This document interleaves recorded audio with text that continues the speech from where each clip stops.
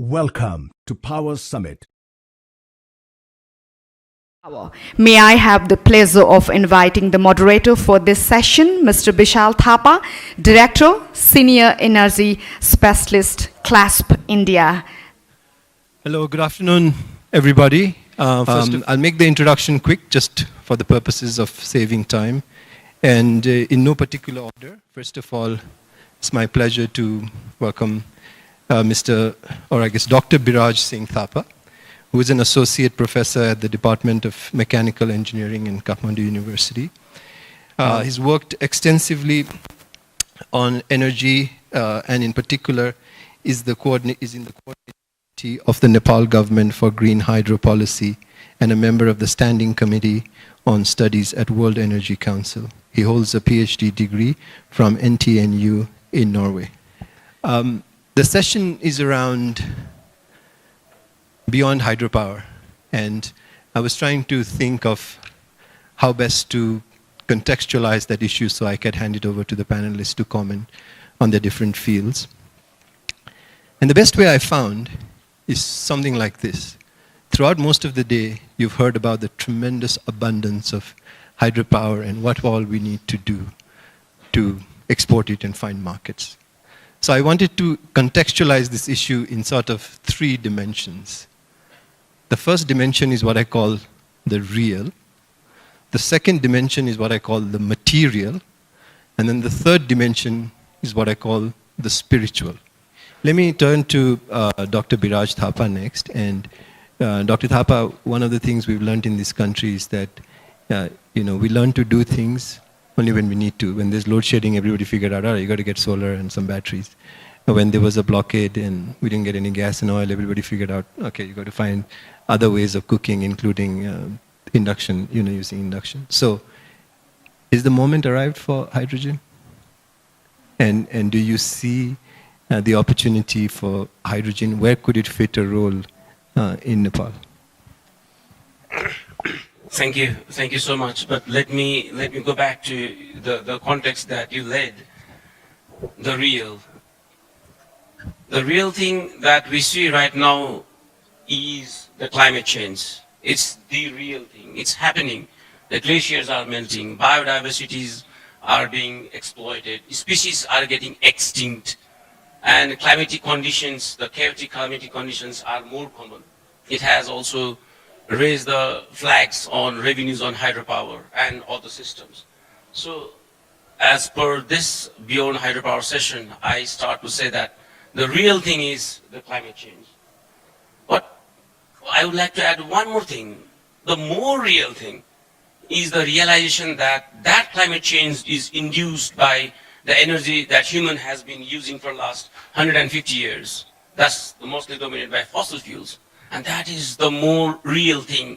The realization that this climate change is induced by our own mistake, by our own bad understanding of the climate and energy that you use.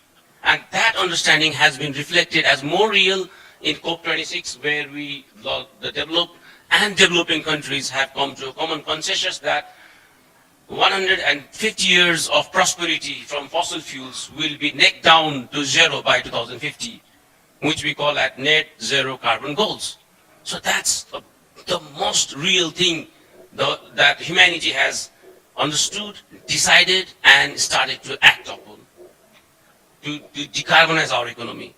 The countries like UK, who introduced coal to the entire humanity, entire society, has said goodbye to the coal from 2024. The country Norway, from where I did my PhD, had stopped sales of all new petrol diesel cars from 2025. The country like Denmark have made the policies where all the domestic airports has to be converted into sustainable fuels, no carbon emitting fuels in the airports by 2030. These are more real things that's happening due to the real thing, climate change. But what we need, the material, is the renewable energy. The renewable energy cannot go directly into the processes. Renewable energy cannot directly fly airplanes. Renewable energy cannot directly go and produce cements.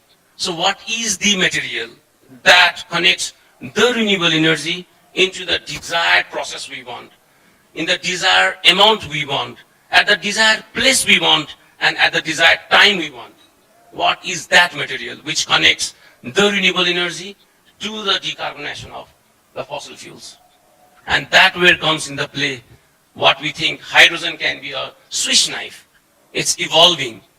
It is not real. I say it's virtual, but still the virtual is the existence. It exists virtually right now, and things are happening on the places.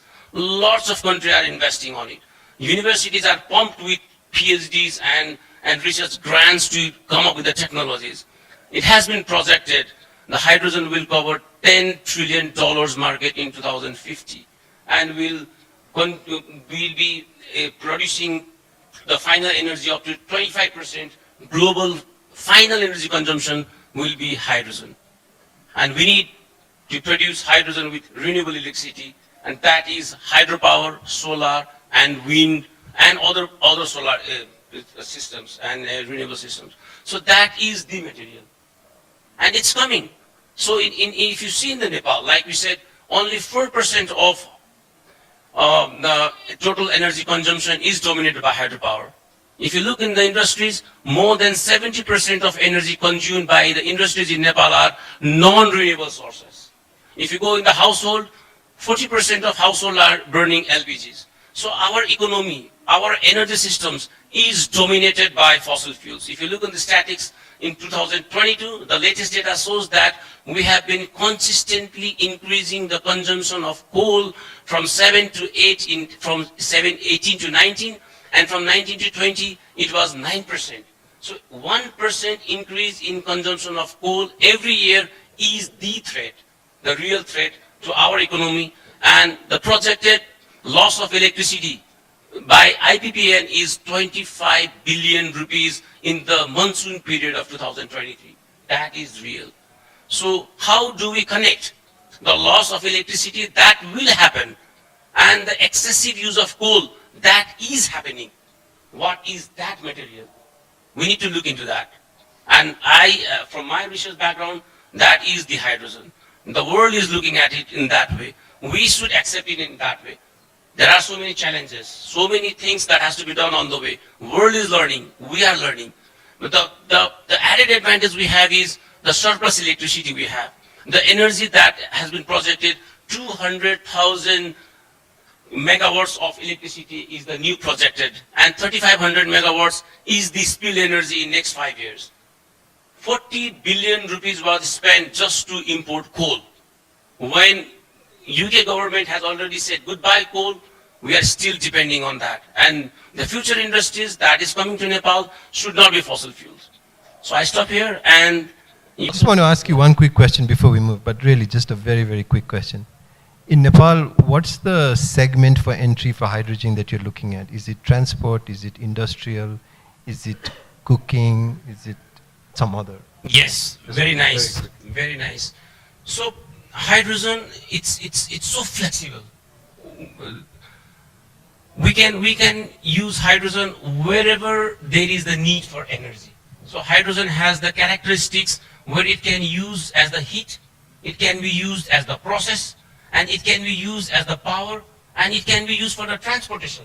Wherever, whenever, and at what amount you need power, hydrogen has that capability to deliver that power. So it's not where, it's when. Okay, great, thank you. Dr. Biraj, if I can turn to you next, and I think what I'm going to take away, one of the things I remember is, and I'm going to remember always is, it's not where but when, right? So what is required to make it when? What do you need from governments? What do you need from private sector? What do you need from the investment community? What do you need to accelerate the transition to hydrogen in Nepal? Yes, Mr. Bisal, you have been a very fabulous moderator, and thank you for those three beautiful magic words. I have been revolving around it: real, material, and spiritual. Never in any panelist or any session I have been challenged to speak over like the spiritual part of the discussions beyond hydropower and spiritual. So thank you so much. And I really appreciate that things are changing and discussions are getting more and more practical, realistic. So I'll come back to your question, but let me go back to how the society was structured. If you look to the industrial revolutions from 1 to what we are having 5, all the industrial revolutions were guided by energy. The first, the second, the third, the ways the energy was used, from coal to fossil fuels and better fossil fuels, natural gases, and biofuels, everything is like fuels driven. If you look to the evolution of humankind, the evolution is also marked by the use of energy. We became humans, so-called humans, from so-called animals, the day when we started to control our fire. That was the evolutionary point when animals were called as humans. So that was also energy, fire as an energy and the control over that. So whole humanity is being guided by energy.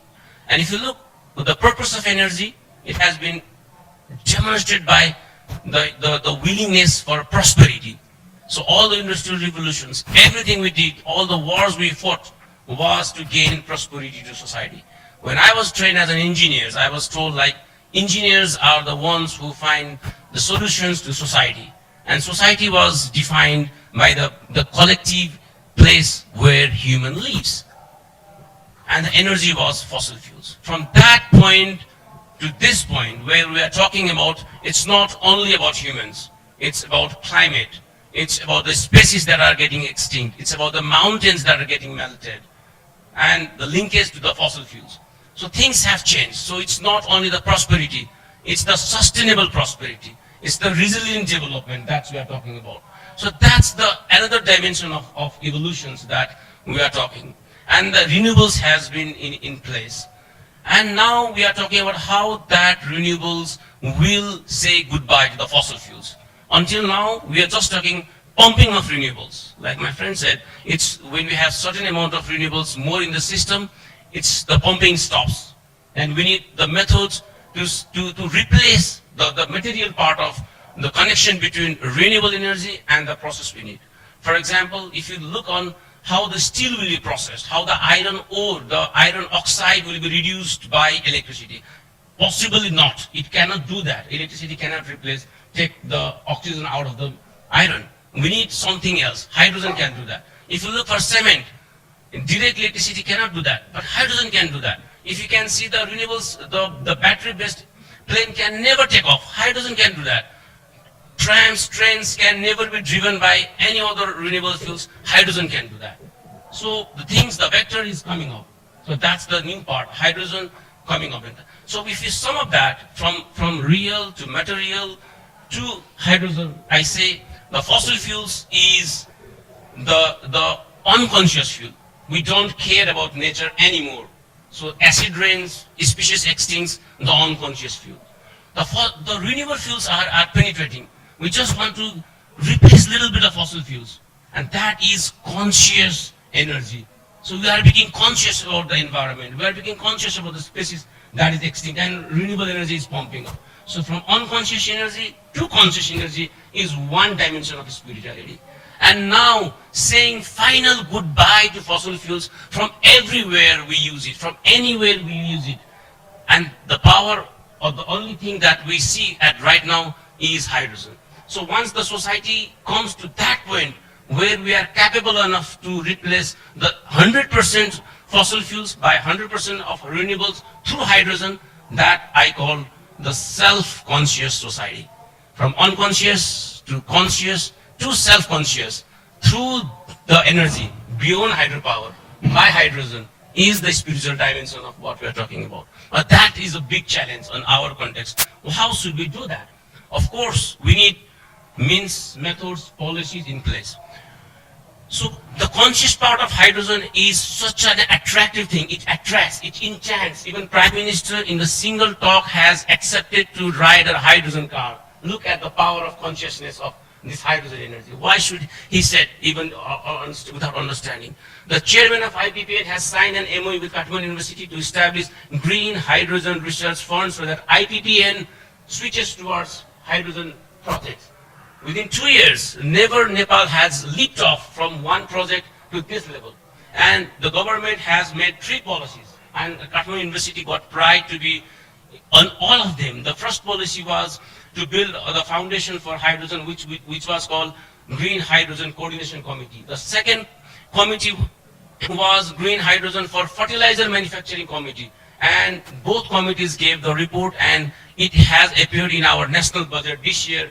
The hydrogen for fertilizer, hydrogen for transport, hydrogen for industrial application. Look at that. It took 15 long years to have a policy on electric vehicles, but 15 months for a hydrogen policy in the national government. And today, we have already submitted the national policy for hydrogen to be implemented in Nepal, and it's under review at the ministry level, and soon may be enchanted by the cabinet and come in place. So this is how we think. Let me ask you one question before I move to the other panelists. And I get the need, like the speed with which policy has come. I get the passionate way you've described it. I'm not a rich guy, but if I had to sell my house to invest in hydrogen in Nepal, should I do it? Let it take it otherwise. What I say, if I say, sign a contract with me, all the money you lose, by any means, I will give half of that back to you. Great answer.